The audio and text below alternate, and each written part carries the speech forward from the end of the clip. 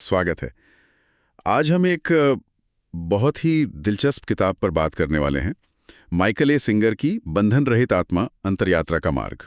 ये हमारे एक श्रोता की सेल्फ हेल्प लिस्ट की 20वीं किताब है, 2007 में आई थी और ये फोकस करती है आध्यात्मिकता और पर्सनल ग्रोथ पर।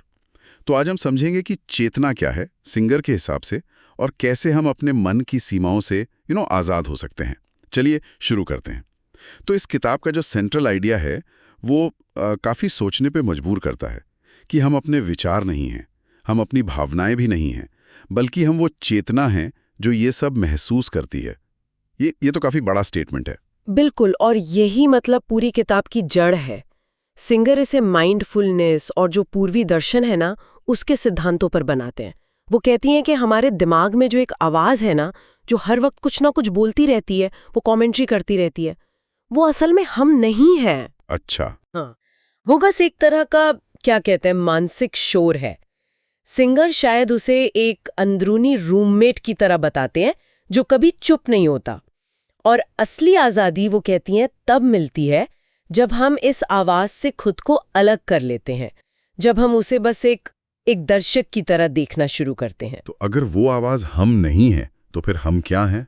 यहीं पर शायद वो साक्षी चेतना वाली बात आती है, विटनेस कॉन्शियसनेस। वो हिस्सा जो बस शांत होकर देख रहा है बिना किसी रिएक्शन के। सुनने में तो ये आसान लगता है, पर ये प्रैक्टिकल कितना है, मतलब रोज की जिंदगी में। हाँ बिल्कुल, यही सिंगर का अगला पॉइंट है। वो कहती हैं कि हमारे अंदर एक गहरा हिस्सा है, वही साक्षी चेतना, जो विचारों को, भावनाओं को, दुनिया को बिना उसमें फंसे या तुरंत रिएक्ट किए देख सकता है। और ये सिर्फ कोई फिलोसॉफिकल बात नहीं है, ये एक स्किल है जिसे प्रैक्टिस से डेवलप किया जा सकता है। और इसी साक्षी भाव से, इसी देखने वाले नजरिए से हमें जो हमारी इमोशनल ब्लॉकेजेस हैं, जैसे डर हो गया, गुस्सा या कोई पुरानी चोट, उनसे निकलने में मदद मिलती है। सिंगर का तर्क है कि इन भावनाओं को दबाओ मत या पकड़कर मत रखो, उन्हें बस एनर्जी की तरह देखो और उन्हें बिना रोके अपने अंदर से गुजर जाने दो। अच्छा।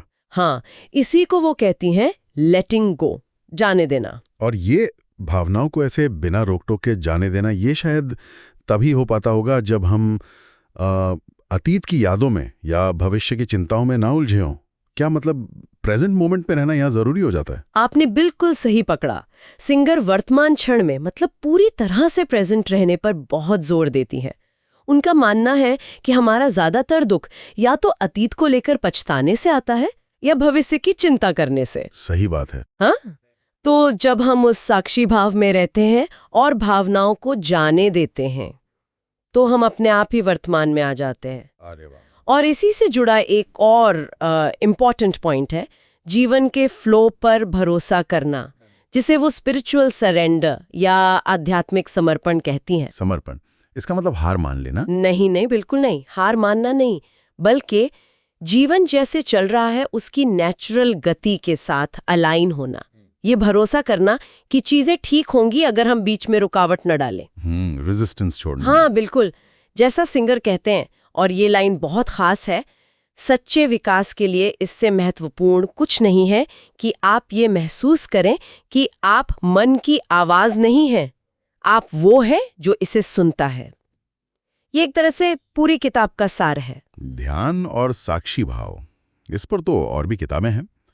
तो स्रोतों के हिसाब से सिंगर की बंधन रहित आत्मा में ऐसा क्या है जो इसे अलग खड़ा करता है? देखिए, इसकी जो खासियत है ना, वो शायद ये है कि ये बहुत गहरे स्पिरिचुअल, यहाँ तक कि मिस्टिकल आइडियाज को बहुत ही सीधी साधी आसान भाषा में समझाती है। अच्छा। हाँ, ये जैसे प्रैक्टिकल साइकोलॉजी और गहरी फिलॉसफी का एक मिक्सचर है।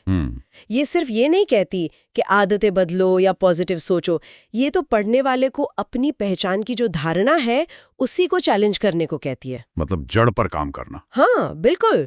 हालांकि कुछ लोगों को ये थोड़ी अमूर्त, मतलब एब्स्ट्रैक्ट लग सकती है, क्योंकि इसमें फौरन करने वाले स्टेप्स पर कम जोर है और नजरिया बदलने पर ज्यादा। इसे पूरी तरह समझने के लिए शायद एक से ज्यादा बार पढ़ना पड़े। तो ये जो नजरिया बदलने वाली किताब है, ये किसके लिए सबसे ज्यादा फायदेमंद हो सकती है? कौन पढ़े इसे? देखिए, सोर्सेज के हिसाब से तो ये उन लोगों के लिए बहुत मददगार हो सकते हैं जो एंग्जाइटी से जूझ रहे हैं, या जिनके मन में हर वक्त नेगेटिव ख्याल चलते रहते हैं, ओवर थिंकिंग करते हैं, या जो किसी तरह के इमोशनल बोझ को महसूस करते हैं। ओके। और साथ ही वो लोग जिन्हें मेडिटेशन में, माइंडफुलनेस में, या जो पूर्वी ज्ञान है उसमें पहले से इंटरेस्ट है, या जो बस एक गहरी शांति की तलाश में है, स्पिरिचुअल अवेकनिंग चाहते हैं, उन्हें ये किताब बहुत अच्छी लग सकती है। इसे सोर्सेज में 5 में से 5 स्टार मिले हैं, जो बताता है कि ये काफ़ी असरदार है। ये सिर्फ फील गुड करने के बारे में नहीं है, ये अपने होने के तरीके को बदलने के बारे में है, अपने मन के साथ अपने रिश्ते को बदलने के बारे में, और आखिरकार उस मन के पीछे जो शांत चेतना है उसके रूप में जीना सीखने का एक तरह से बुलावा है। तो कुल मिलाकर देखें तो ये किताब हमें अपनी सबसे बुनियादी पहचान पर ही सवाल उठाने को कह रही है कि मैं कौन हूं। ये सिर्फ जीने का तरीका बदलने की बात नहीं कर रही, बल्कि हम खुद को देखते कैसे हैं उस नजरिए को ही बदलने की बात कर रही है। बिल्कुल। और यहीं पर हम अपने श्रोताओं के लिए एक सवाल छोड़ सकते हैं सोचने के लिए कि अगर हम सच में अपने विचारों और भावनाओं का जो ये ड्रामा चलता रहता है उसकी सिर्फ दर्शक बन पाए, जैसा सिंगर सुझाती हैं, तो हमारी रोजमर्रा की जिंदगी का अनुभव हमारे काम में, हमारे रिश्तों में, अकेले में भी वो कितना बदल सकता है। क्या हम वाकई उस अंदरूनी शांति को पा सकते हैं जिसकी बात ये किताब करती है? सिर्फ अपना नजरिया बदलकर कि भाई कंटेंट पसंद आया तो लाइक करें, चैनल सब्सक्राइब करें ताकि आगे की समीक्षाएं पहले मिले, और कमेंट्स में बताएं अगली किताब कौन सी हो।